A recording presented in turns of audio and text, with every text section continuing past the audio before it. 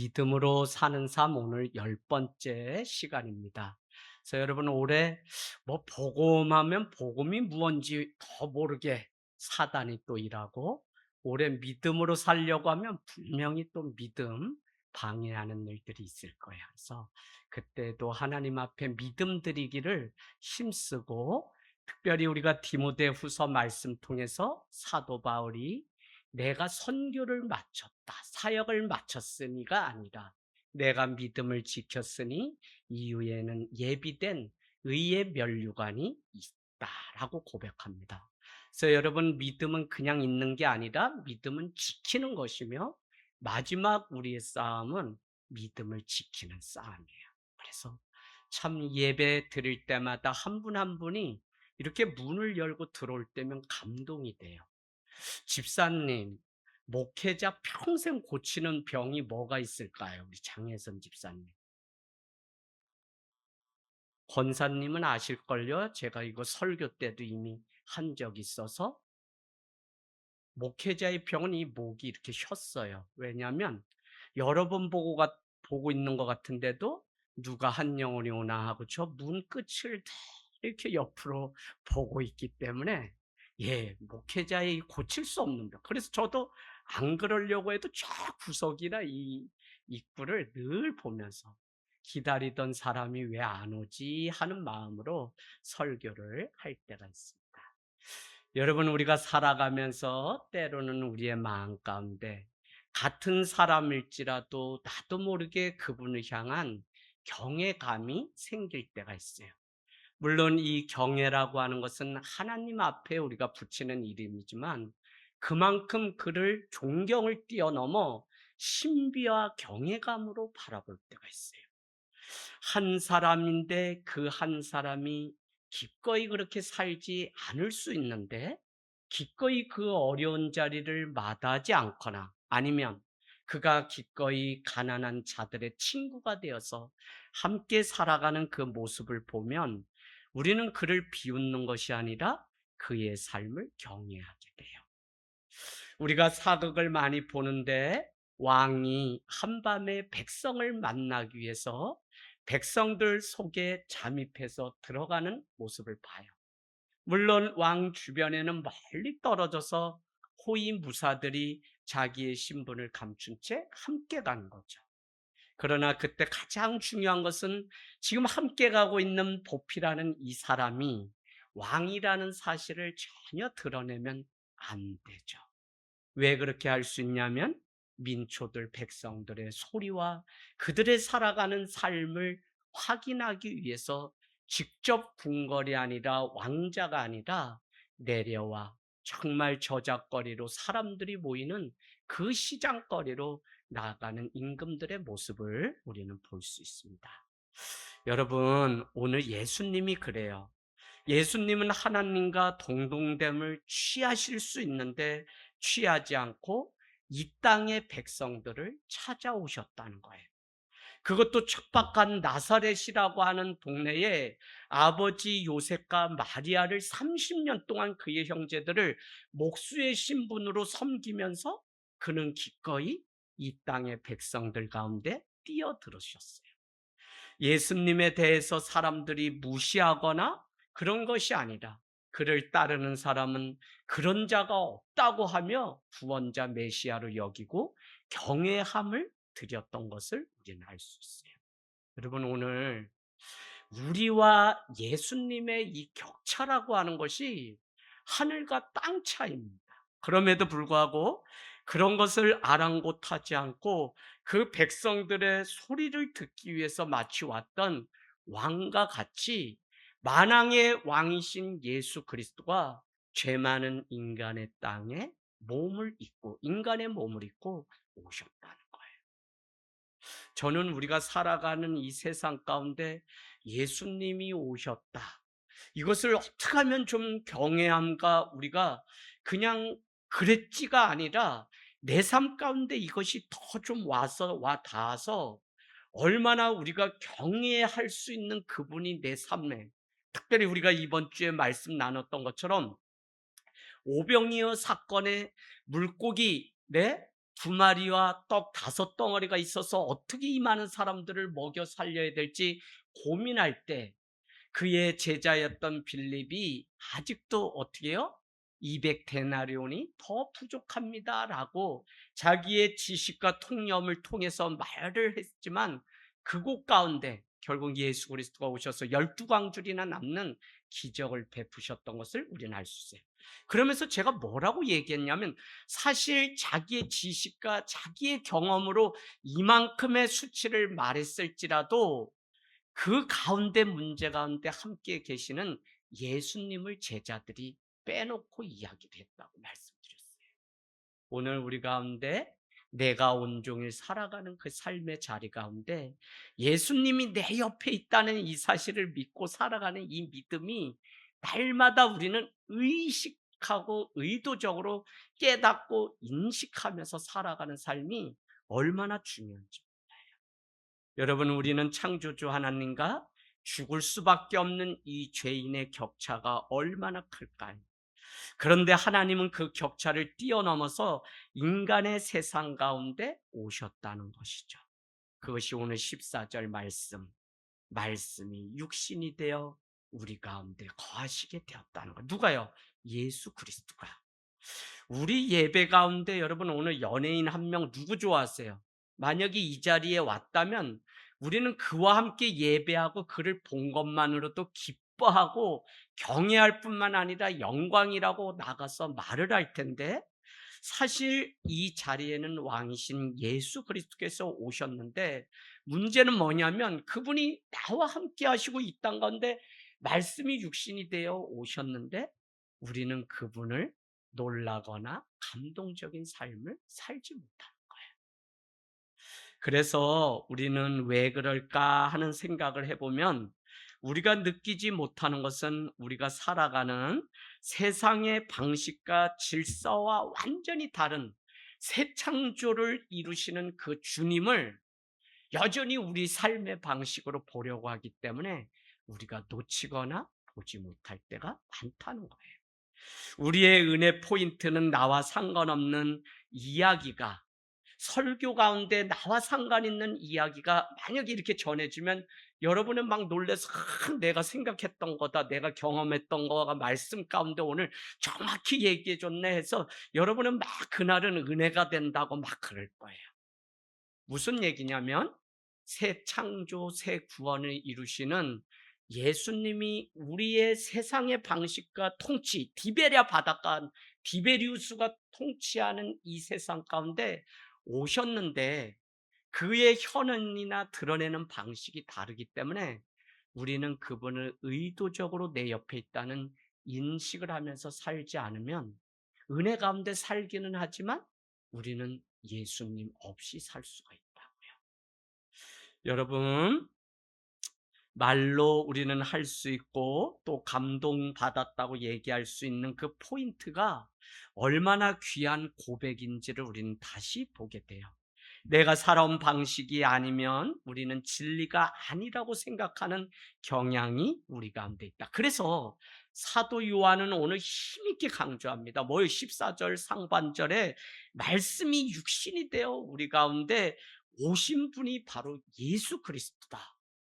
그분이 그냥 오셨다가 아니라 너희에게 오늘도 들려지는 그 말씀을 입고서 이 땅에 육신의 몸이 되어서 인간의 몸을 입고 우리 가운데 오신 분이 예수 그리스도다. 여러분, 우리가 살아가면서 지금도 이런 생각을 해보게 돼요. 지구가, 집사님, 지금 자전이라는 게 있잖아요. 그럼 우리가 가만히 생각해 보면 나 자신도 지금 돌고 있는 거예요. 그런데 우리는 이론상은 알고 있지만 나도 지구가 돌 때 같이 돌고 있다는 것을 우리는 인식하지 못한 채 살아가고 있어요. 마치 예수 그리스도가 나 같은 자를 위해서 이 땅 가운데 오셨다는 것을 우리가 인식하든 인식하지 않든 그분은 오셨고 우리는 의도적으로라도 그분을 의식하면서 내 삶 가운데 왔다는 것을 우리가 인식하지 않으면 나도 모르게 그냥 세상 가운데 세상의 질서로 살아가게 돼요. 똑같아요. 저나 여러분이나 똑같아요. 제 얘기 좀 이따가 해드릴게요. 똑같아요. 자, 그래서 우리가 오늘 예배 드린다고 하는 이것 있잖아요.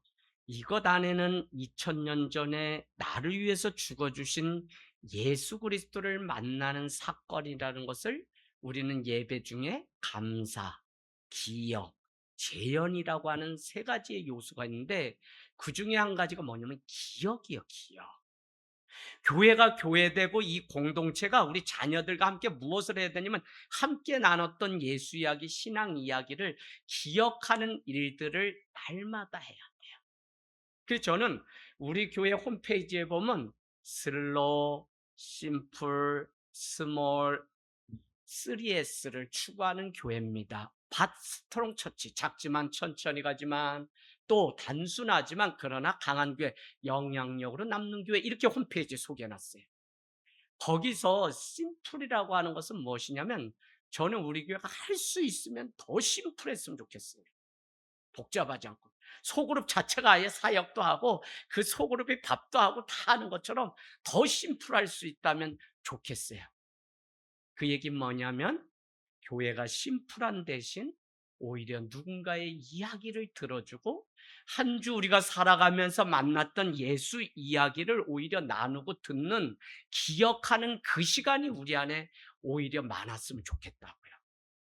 바빠서 이 사역 저 사역 하느라고 막 우리가 그런 게 아니라 오히려 심플해서 집사님 한 주 어떻게 살았어요? 나는 이렇게 살았어요. 이 이야기를 더 많이 할 수 있는 그런 교회. 그걸 다른 말로는 나눔이지만, 저는 이 나눔을 통해 하나님의 은혜를 기억하는 거예요. 그러니까 오늘 우리가 얼마 전까지 내가 어떻게 살아왔던 사람인지를 우리가 기억할 때, 오늘 내가, 오늘 지금 살아가고 있는 내가 하나님의 얼마나 큰 은혜를 입고 살아가는지 우리는 인식할 수 있어요. 이해되시죠? 불과 몇십 년 전만 해도 내가 어떻게 살던 사람인지를, 내 첫 모양을 내가 보면 오늘 이렇게 살아가는 게 누추한 것 같지만 여전히 하나님의 은혜로 살고 여전히 많은 것을 누리고 살아가는 내 모습이 얼마나 큰 은혜를 입고 살아가는지 우리는 알 수 있다.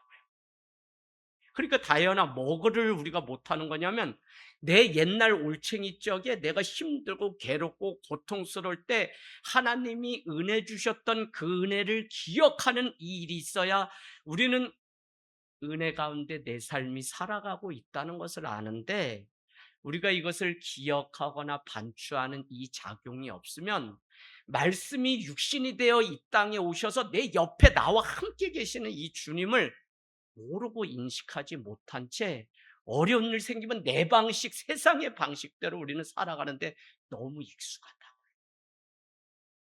요즘 따라오시죠? 그래서 여러분, 의도적으로 세상의 저기 우리의 거룩함을 그냥 막 떼묻히려. 그래서 요한계시록 오늘 다시 읽어봤어요. 다 뭐가 있냐면 흰옷 입은이라는 표현이 참 많이 나와요.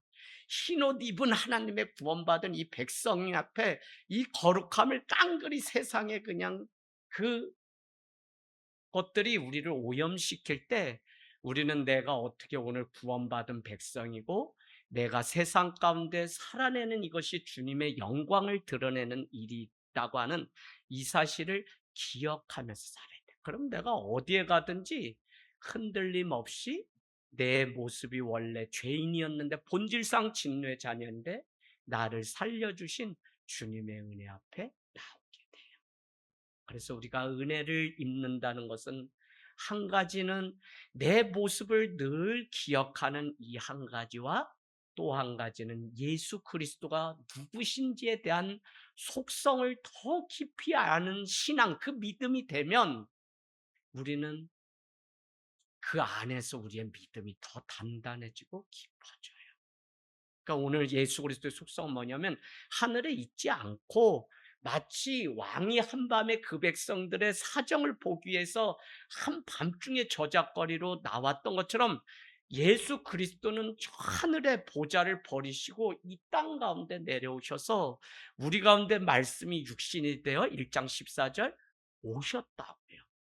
그 사실을 알면 우리가 기억하고, 그래서 우리는 늘 예배가 다른 거 아닌 것 같아. 그분을 늘 의식하고 그분과 함께 동행하고, 무슨 일이 있을 때마다 내 옆에 내 인생 가운데 계시는 하나님의 감춰진 그 손길을 의식하면서 살아가는 이것이 얼마나 중요한지.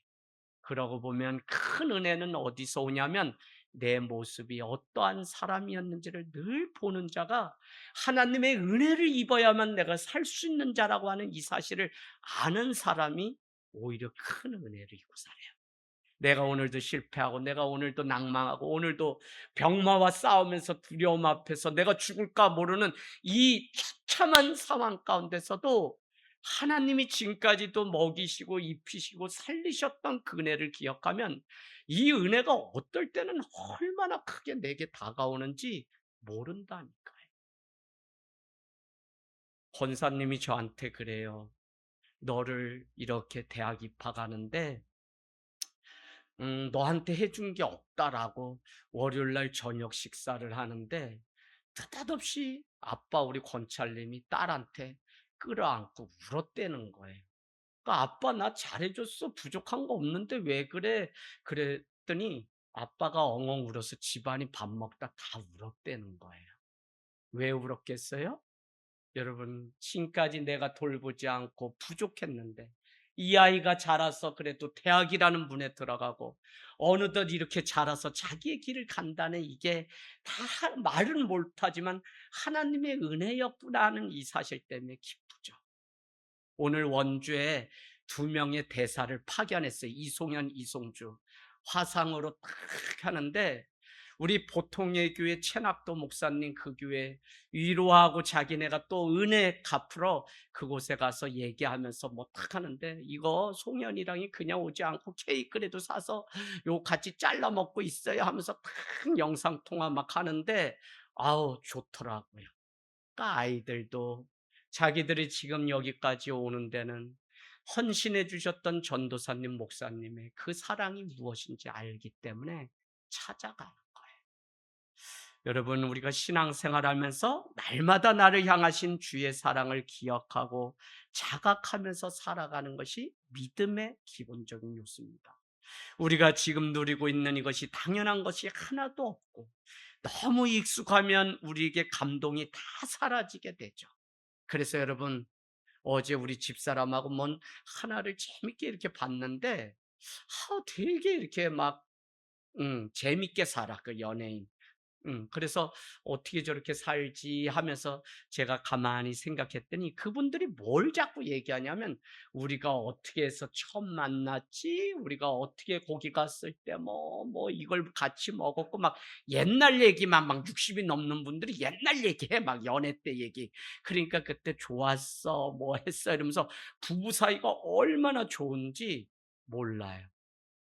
여러분, 지금 내 옆에 있고 있는 이 아내가 그래도 지금까지 살아오면서 이런 과정들을 거치면서 오늘 여기에 나를 지켜주고 함께 해줬다는 사실을 우리가 기억하면, 그 부부 사이에도 감동이 여전히 살아나고, 여전히 집사님 할렐루야 밤매면서 계속, 이게 봄이 되면 일하시느라고 이제 그 생각도 힘들어서 못 하시긴 하는데, 그래도 내가 저 끊어진 한강철도 밑에서 미자 만나가지고, 또 미자가 보고 싶다 그러면 서울에서 인천까지 막 한밤에 택시 타고라도 갔던, 막 그런 거 생각하면, 그러면서 우리가 이 사랑을 꽃피웠고, 그래도 또 이 어려운 때에 우리 남편이 이렇게 애써가지고 우리 가정이 여기까지 오고, 우리 아내가 이렇게 애써가지고 그래도 두 새끼, 자녀 새끼 나고 이렇게 살아온 거 기억하면, 이게 당연하고 익숙한 게 아니라 하나님의 은혜가 있어요. 제가 계속 말하려고 하는 요지 너무 서론이 길어서 그런데, 여러분, 말씀이 육신이 되어 이 땅 가운데 오셨다는 건 안 오셔도 된다고요. 그런데도 그는 인간의 몸을 입고 우리 가운데 오셔서 그분의 사랑이 무엇이며 그분의 그 구원이 무엇인지를 아무것도 보지도 듣지도 못하는 우리에게 보여주기 위해서 친히 인간의 몸을 입고 오셔서 뭐 대우나 받았어요? 나사렛의 척박한 목수의 아들로 태어나서 30년 그 생활들을 똑같이 우리와 같이, 그래서 여러분 야고보서 5장은 엘리야도 그도 성정이 우리와 같아서, 성정이 우리와 같아요. 예수님도 부모를 봉양하고 그를 위해서 헌신하고 이 굳은 살 베키도록 나무 못질을 하고 하는 인간의 이 과정들이 다 있었기 때문에 우리의 사정을 체휼하지 않으시고, 이렇게 뭐라고요? 우리의 이 사정, 우리가 이렇게 믿음 없으면 믿음 없는 거 이런 거를 책망하지 않으시고 우리를 오히려 긍휼히 여기셔서 구원해 주셨다는 거예요. 참 은혜가 깊어진다는 거는 그런 것 같아. 왜 우리 집사님도 왜 이거 못하지? 이만하면 이제 이거 해야 되는데, 이게 아니라 그냥 뭐 점점 이렇게 더 못하는데, 그래서 참 긍휼의 그 하나님이 집사님을 찾아오시고 만나주시고, 뭐 이거 숟갈 하나도 제대로 뭐 이것도 못하시는 우리 집사님인데 그래도 주님이 오셔가지고 그 사랑한다고 보듬으시고 자녀로 품어주셨다니, 이게 어떨 때는 세상의 논리가 아니라 하나님의 편에서 보면 그래서 하나님의 은혜가 크구나, 이거를 우리가 느낄 수 있어요. 내 인생도 뭐 그냥 여자 그냥 잘 만나서 그래도 여기까지 뭐 사는 거지, 뭐 아무것도 개뿔도 없잖아. 그런데도 그냥 가만히 생각하면 개뿔도 없는 게 이게 하나님의 은혜야. 왜? 집사람이 저를 엄청 긍휼히 보거든요. 아무것도 없으니까 그냥 저 사람 나라도 건져야지 해서 사랑을 더 많이 해줘. 그게 똑같아. 하나님도 나는 못해요, 나는 아파요, 나는 힘들어요. 그래서 영광은 다른 게 아니라 내가 아니라 하나님이 하셨습니다, 내가 아니라 하나님이 이루셨습니다, 내가 아니라 하나님이 주인입니다 라고 고백하는, 그게 영광이에요, 영광. 여러분, 우리가 익숙해서가 아니라 그 의미를 헤아리지 않기 때문에 때로는 감사를 잃고 그 깊이를 모를 때가 있어요. 오늘 말씀이 육신을 입고 이 땅 가운데 오셨다는 것은 그분이 육신을 입고 이곳에 이제 장막을 치셨다는 거예요. 왜? 우리와 동행하기 위해서 인간의 몸을 입고 오신 거예요. 우리에게 그를 직접 볼 수 있도록 오셨다고요. 그 사랑의 깊이와 넓이가 무엇인지 보여주기 위해서 인간의 몸을 입고 이 땅에 오셨다는 거예요. 우리와 같은 몸으로 오셔서 사랑 그 자체를 보여주시려고 오셨다는 거예요. 우리는 지금도 죽어가는 누군가를 위해서 자신의 몸을 기꺼이 던지면 우리는 경외감을 느끼게 돼요. 그런 세상의 뉴스거리에서도 우리는 감동을 받고 감격할 때가 있어요. 그 불구덩이에 뛰어들어서 그 죽어가는 사람을 건져내는 소방대원의 그 이야기가 회자될 때면 우리는 감동이 있어요. 때로는 뭐 쇼츠 같은 데 보면 이 차가 굴러 내려가서 조금씩 하는데 사람들이 다 등을 기대가지고 그 아래 깔리려고 자전거 타고 가던 어린아이를 구해내는 그런 장면들, 아니면 깔렸는데 그 차를 다 들어가지고, 인간의 괴력이 어디서 오는지 이런 영상들이 올 때면 자신을 던진 그 자리에 감동이 있다고요. 예수님이 바로 자신을 던져서 이 땅 가운데 오신 거예요.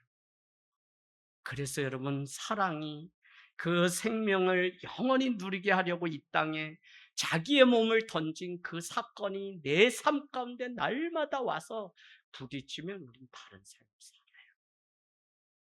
14절 말씀이 육신이 되어 우리 가운데 거하심에 우리가 그의 영광을 보니 아버지 독생자의 영광이요 은혜와 진리가 충만했다. 영광은 내가 아니라 하나님이고 내가 아니라 하나님이 살리셨고 내가 아니라 하나님이 하셨다는 의미입니다. 그러니까 영광은 하나님만이 하나님이십니다 라고 하는 그 고백 자체가 영광인 거죠.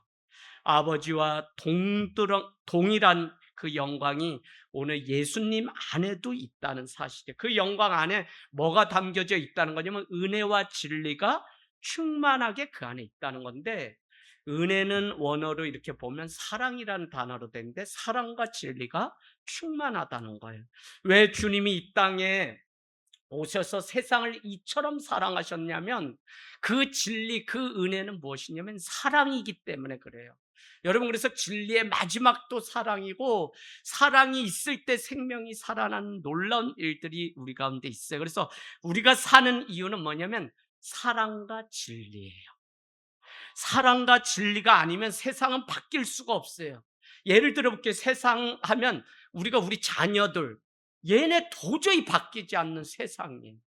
그런데 이 아이도 사랑하면 언젠가는 바뀌어요. 이 아이도 언젠가는 진리를 만나면 그 아이가 바뀌어요. 그래서 은혜와 진리가 독생자 예수 그리스도 안에 충만한데 은혜 위에 은혜로라라고 우리에게 말씀해요. 그래서 사랑과 진리가 세상에 작동하지 않고 내 삶 가운데 작동하지 않으면 우리는 지옥을 살아요. 한 이불을 덮고 한 가정 안에서 사는데 그 안에 사랑이 식어지고 진리이신 예수 그리스도가 계시지 않으면 우리는 지옥을 사는 거예요. 그러니까 여러분, 믿는다는 게 얼마나 우리의 가정 가운데 이 은혜와 진리가 충만해야 되는지를 우리가 보면 우리가 해야 될 건 다른 거 아니라 은혜와 진리를 구하는 삶을 날마다 누군가는 걸어가야 돼요.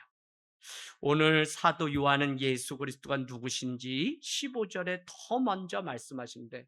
세례 요한은 우리가 잘 아시다시피 예수님보다 6개월 먼저 사역하시고 그는 태생적으로도 먼저 태어나시고 사역적으로도 그가 더 우월하시고 또 사회적으로도 그가 더 탁월해요. 그럼에도 불구하고 세례 요한은 자신을 앞세우지 않았어요. 가장 중요한 것은 무엇이냐면 예수님의 영광이 우리 안에 어떻게 들어오는지를 우리는 알 수 있는데 16절 말씀 보실래요? 16절에 우리가 다 그의 충만한 데서 받으니 은혜 위에 은혜로라.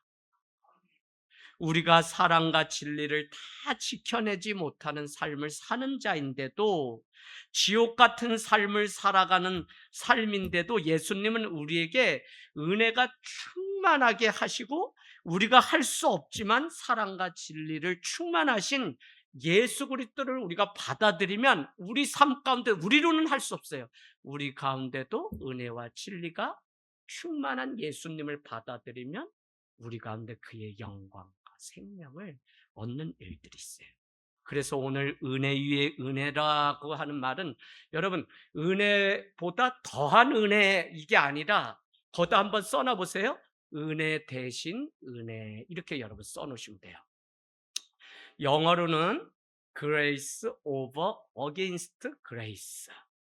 그러니까 over against 뭐냐면 대치되는 그런 의미인데 은혜를 대치하는 은혜. 그러니까 이게 무슨 말인지 우리는 그 다음 말씀을 통해서 이제 이해가 가능해요. 그러니까 무슨 말이냐면 모세를 통해서 그 율법으로 살고자 하는 삶, 그래서 우리가 의로워지려고 하는 그 삶으로는 안 되고 오직 예수님으로부터 오는 그 은혜와 진리로 살아갈 때만 우리가 얻을 수 있다. 그래서 17절은 이렇게 얘기하죠.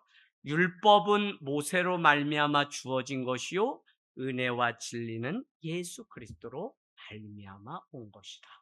그러니까 우리의 삶이 하나님을 믿고 더욱 온전한 삶을 살아야 되는데 우리가 이것을 노력을 막 하는데 노력해도 우리는 늘 이 땅 가운데 안 되는 그 절망을 가지고 늘 살아요. 권사님, 우리가 잘 돈도 벌고 이렇게 해서 자식도 낳고 시집장가 보내고 건강한 삶을 늘 꿈꾸면서 살았는데 어느 날 건강도 내 마음대로 되지 않는 것처럼 우리는 늘 수도 없는 절망 가운데 살아간다고요. 우리는 모세의 율법을 다 지켜서 온전해지려고 하지만 그것으로는 은혜를 누릴 수 없는 삶이에요. 오히려 더 무엇인가를 해야만 의로워질 것 같이 늘 살아가는 삶을 우리는 뭐라 그랬어요? 뭘 더 해야지만 우리가 비나이달 더 해야지만 우리가 의로워질 것 같은 삶을 뭐라 그랬어요? 응? 종교. 모세의 율법으로 말미암아 의로워지려고 계속 그 은혜를 구하면서 산다고 했는데 모세의 율법으로는 우리가 의로워질 수 없고 은혜와 진리는 오직 예수 그리스도에게로만 온다는 게 17절 말씀이에요. 그러니까 여러분, 조금 더 우리가 이제 자세히 해보면 우리에게 은혜와 진리를 충만하게 주셔서 우리가 받은 대로 살게 하시는 예수 그리스도로 말미암아 은혜와 진리의 삶, 사랑과 진리의 삶을 살 수 있다는 거예요. 그렇게 신앙이 깊어진다는 것은 더 뭘 열심히 일을 많이 하고 이런 문제가 아니라 우리의 연약함을 오히려 알게 주의 은혜를 더욱 구하며 그 은혜가 내 삶을 덮어주기를 바라면서 살아가는 게 믿음이에요. 그래서 정말 믿으면 이 사실 때문에 막 힘이 있어서 막 내가 뭐 이것도 잘하고 저것도 잘하고 자랑하는 게 아니라 완전히 자기 힘이 다 빠졌어. 나는 죽었기 때문에 예수 그리스도의 은혜만 우리는 고백할 수 있고 그분으로만 우리는 은혜와 진리 가운데 충만해질 수 있기 때문에 나는 아무것도 아닙니다. 나는 한 게 없어요라고 하는 겸손함이 드러날 수밖에 없어요. 우리는 내가 뭐 한다, 내가 모세 율법으로 말미암아 내가 의로워진다라고 해서 뭐 탑을 쌓고 뭘 쌓고 계속 열심히 하는 종교적인 삶을 추구하면 결국 나도 무너지고 그 깊은 은혜도 우리가 경험을 못하게 돼요. 이해되니 혜인아? 어. 우리가 이 참 종교라고 하는 이 메커니즘이 여러분 잘 보셔야 돼. 이 세상이 지금 막 종교가 막 정치랑 막 맞물려 가는데 뭐가 문제가 되냐면 항상 예수님 때도 이 종교라는 것 뒤에 권력을 사용하는 나쁜 자들이 있습니다. 만약에 오늘 이 하늘 땅 교회가 이지양 목사가 이 교회를 가장한 그 뒤에 숨어서 내 권력과 사리 사욕을 부린다고 하면 여러분은 소리를 지셔야 돼요. 이 함정에 우리가 계속 빠져요. 왜? 종교는 계속해서 이렇게 해야 너희가 의로워질 수 있다고 말하는 게 우리가 믿는 이 복음이 아니라 종교는 그렇게 사람을 자꾸 가스라이팅 하면서 하기 때문에 내 말 듣지 않으면 너가 이렇게 돼. 뭘 가져와야지만 너가 뭘 한 자리를 할 수 있어. 이렇게 자꾸 권력이 종교 뒤에 숨어서 그 두 개가 이렇게 붙어가지고 자꾸 하려고 하는 습성이 있어요. 그래서 여러분 우리는 그걸 잘 구분해요. 자, 그래서 종일 불안한 우리의 삶인데 도저히 회복이 불가능한 삶인데 예수님을 생각하면 그분에게서 오는 은혜가 있어요. 그것이 바로 은혜와 진리고 또 사랑과 진리라고 해요. 어디선가 모를 회복의 역사가 말씀으로 오신 예수님을 통해 내 삶에 와 닿으면 우리가 사는 것인지 아니면 종일 살아가는 사람이 세상 살아가는 그 원리처럼 살아가는 삶인지 우리가 이렇게 구분이 명확해져요. 여러분, 부채 상환 때문에 3일간 저는 계속 첫날은 잘못해가지고 그냥 한 막 3시간 기다려서 겨우 면담을 했는데 그냥 안 된다는 거예요. 부모님이 이렇게 해서 부채 상환을 원금을 갚으라 그래서 이제는 안 되겠고 집사람도 자꾸 가서 부딪히지 않고 왜 그러냐 그래서 아이 부딪힌다고 하는데 벌써 이제 다 왔어요. 근데 제가 왜 부딪히지 못하나 했더니 교회를 맨 땅에 헤이딩하고 기도하면서 40일 했는데 고구마를 하늘 땅 농장에서 캐는데 계약금은 걸었는데 나머지를 그래서 아버지가 땅을 팔아서라도 우리 아들 사업장 도와주겠다고 하는데 저를 위해서 기도해 주시면 기도해 주시지 하나님 살아계신데 제가 그 돈을 받지 않겠습니다. 큰 소리로 너무 큰 소리로 떵떵거렸는데 계약금이 이제 3일 안에 다 채워지지 않으면 우리가 다 그거 있는 그것도 다 털어서 이제 문 닫게 생겼어요. 그때 은행을 그래도 마지막으로 40일 기도하고 찾아갔는데 1번으로 딱 면담을 하는데 직업요? 예, 목회자입니다. 예, 안 됩니다. 가세요. 이 거절감이 너무 그때 컸는지 이번에도 막 가서 이렇게 하고 하는데 안 돼요. 정말. 두 번째 날도 막 이렇게 해가지고 또 매달려가지고 그럼 뭐 다른 거 뭐 없나요? 막 이렇게 해가지고 또 뭐 카드 실적 막 이렇게 해가지고 막 이렇게 해요.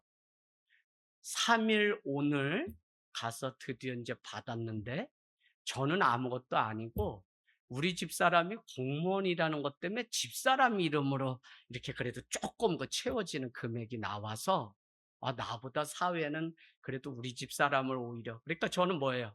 아무것도 없는 사람, 무익한 종이에요, 그야말로. 근데 여러분 그 삶을 여러분 다 그렇게 사시잖아요. 세상 가운데 돈 모자르고 뭐 모자르고 부족함에 우리 결핍, 궁핍함 때문에 늘 살아가는데 그 3일이 다 머리를 잡아 뜯을 정도로 아주 복잡해요.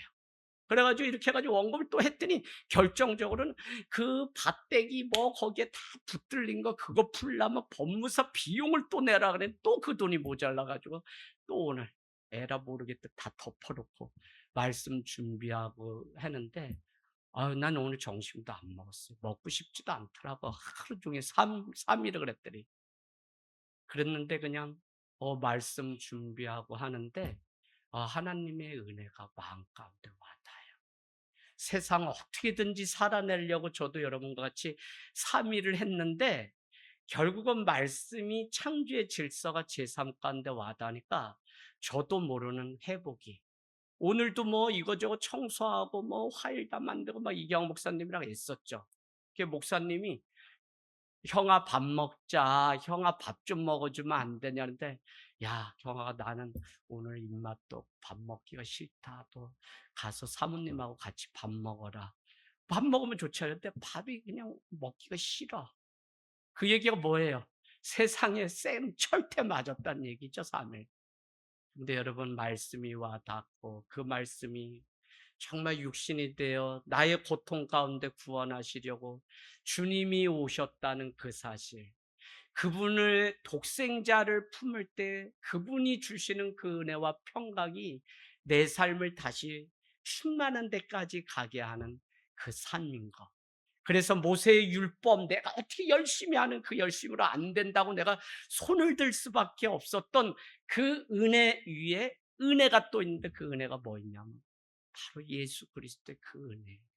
그럼 뭘 줘서 뭘 받아서 뭘 해결해서가 아니라 그냥 아무것도 아닌 나를 위해서 당신의 전부를 쏟아주신 그 은혜가 와 닿을 때 그때 마음 가운데 감동이 얼마나 크죠.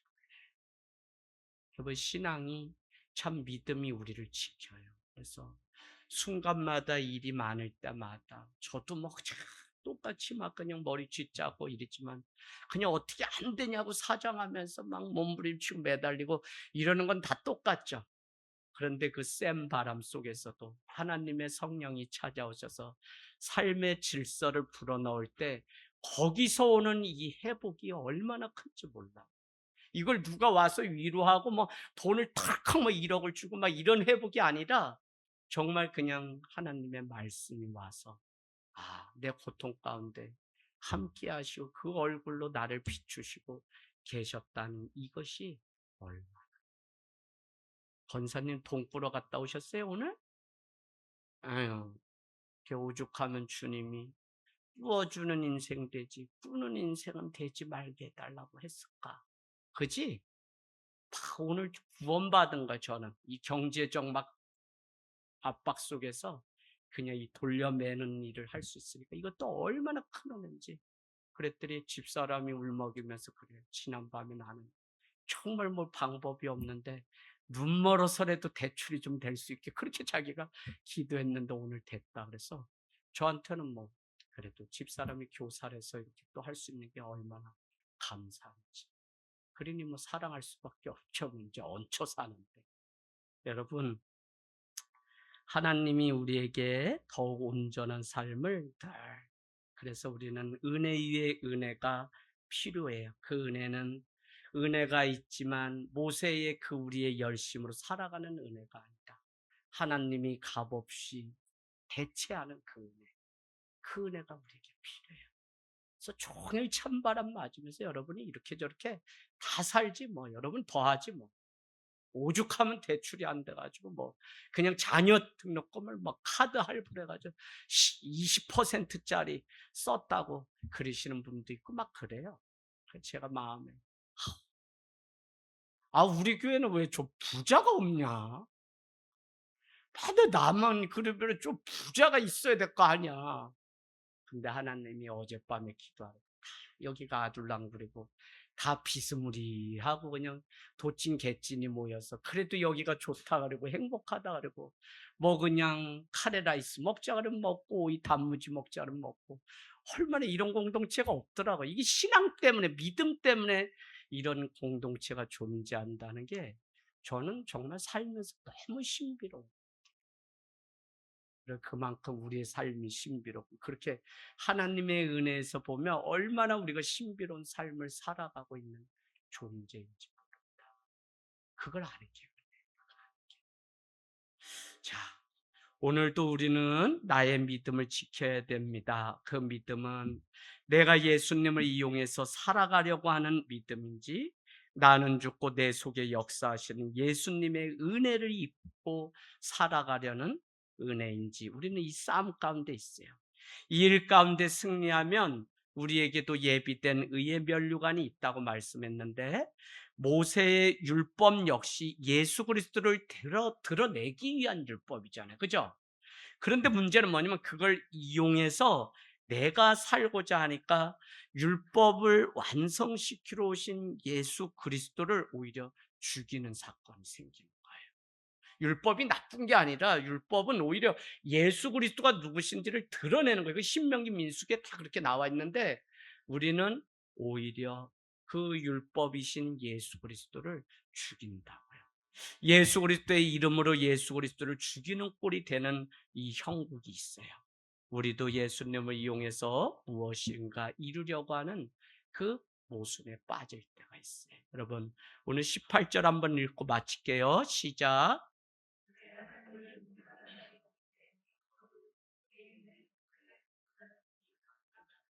네, 아멘. 율법은 뭐라고요? 결국 사랑이신 예수님을 드러내는 것인데, 우리가 사랑과 진리를 품지 못하면 우리는 끝까지 사랑할 수가 없게 돼요. 끝까지 그 진리를 지켜낼 수가 없게 돼요. 그래서 우리는 사랑과 진리신 예수 그리스도를 품을 때 가능한데, 오늘 이렇게 얘기하죠. 본래 하나님을 본 사람은 없는데 아버지 품속에 있는 품어 놓으신 독생하신 하나님이 나타내셨다. 아버지의 그 품속에 있는 예수 그리스도 그분을 품을 때 우리는 사랑할 수 없고 진리를 지킬 수 없는데, 그분을 품을 때만이 우리가 이 일을 가능해요. 그게 어디 나왔냐면 똑같은 사도 요한이 쓴 요한 1서 4장 12절에 가보세요. 요한 1서 4장 12절에 가면 어느 때나 하나님을 본 사람이 없으되 만일 우리가 서로 사랑하면 하나님이 우리 안에 거하시고 그의 사랑이 우리 안에 온전히 이루어집니다. 하나님을 본 사람은 전혀 없다고요. 왜 그랬다 그랬어요? 아까 사랑과 진리를 지키지 못하기 때문에 하나님을 본 사람이 없는데, 사도 요한은 더 나가서 뭐라고 얘기하냐면 너희가 본 사람은 없으나 사랑하면 너희를 통해서 하나님을 보게 되고, 너희가 그 사랑하는 그 안에 예수 그리스도 계시다는 거예요. 그러니까 참 사랑하면서 살아도 모자른 세상이 세상의 그 사랑이 아니라, 지금도 우리는 어떤 시간을 사냐면 더 사랑하라고 주신 그 시간을 사는데, 우리가 사랑하면서 살아도 모자른 세상. 여러분 그거 아세요? 우리는 지금 죽음 종말을 향해서 가고 있는 거예요. 지금 무한한 시간이 있는 것 같지만 결국은 우리는 죽음을 향해서 개인적인 마지막 종말을 향해서 가고 있다면 우리는 모자른 시간을 지금 살고 있어요. 근데 이 시간을 우리가 믿음, 사랑, 소망 가운데 우리가 살지 않으면 우리는 아무것도 남기지 못하는 그런 삶을 살게 돼요. 그러니까 여러분이 어떤 선택을 하든지 어떤 것을 하든지 더 사랑하기 위해서, 더 사랑은 다른 게 아니라 그랬죠. 생명이 생명되게 해주는 게 사랑이에요. 그러면 내가 그 사랑을 선택할 때 이 일을 선택하는 것이 오히려 생명이 생명되게 하는 일이라면 여러분 두려워하지 말고 그 사랑을 선택해서, 때로는 내가 내 목숨을 건져서 투사처럼 살아가야 되는 일도 뭐냐면 이 땅과 이 백성 가운데 그 사랑이 끊어지지 않도록 하기 위해서 어떤 사람 자기 스스로를 던져서 나라를 구하겠다고 하는 사람도 있는 것처럼 바로 우리에게 사랑이 필요해요. 사랑. 자, 그래서 하나님을 세상 가운데 드러내는 유일한 방식은 뭐냐면, 하나님을 세상 가운데, 권사님, 하나님을 세상 가운데 성도가 드러낼 수 있는 유일한 방법은 뭐밖에 없냐면 사랑이에요, 사랑. 사랑과 진리만이 세상 가운데 예수 그리스도를 드러낼 수 있고, 그래서 요한복음은 결국 우리에게 영생은 참 하나님과 그가 보내신 예수 그리스도를 아는 것이라. 그럼 믿음 뭐냐면, 여러분 올해 말씀 많이 보셔야 되는데, 하나님과 참 예수 그리스도를 만나고 그분의 말씀을 통해 또 아는 게 가장 정확하죠. 그러니까 우리는 그 영생은 뭐냐, 우리 뭐 죽은 다음에 영생이 아니라 하나님, 예수 그리스도, 성령님을, 왜? 그분은 영원하신 분이고 그분에게 영생이 있기 때문에 그분을 힘써 아는 일을 우리는 바쁘고 그분 앞에 우리는 예배해야지, 다른 일은 세상에 아무리 살아가도 쏙 찌지 마세요. 그건 다 영원한 게 하나도 없어. 그러니까 오늘도 우리가 예수 그리스도를 알아가는데 더 힘쓰는 삶이 되기를 원합니다. 여러분, 마지막으로 사랑만 말씀드리면, 우리는 우리 스스로 사랑할 수가 없더라고요. 아무리 사랑하고 고맙다고 해도 내가 사랑할 수 있는 데까지만 사랑하는 게 우리의 한계고, 내가 이해되는 데까지만 이해하고 이해돼야만 사랑할 수 있는 게 그게 우리의. 이해 못하면 저 사람은 원수로 살아요. 그 우리에게는 사랑이 없어요. 그러니까 요한일서 뭐라 그래요? 사랑은 어디로부터 왔다는 거예요? 하나님으로부터 그 사랑이 왔대요. 요한일서 4장에. 그 사랑을 우리가 받아 누려야 되는 이유는 마지막 날에 그분 앞에 섰을 때, 심판대 앞에 섰을 때 뭐 하기 위해서? 예, 두려워하지 않고 담대히 서기 위해서 우리가 사랑을 준비해요. 그 한번 봅시다. 우리 요한일서 4장 읽고 우리 마쳐요. 예, 요한일서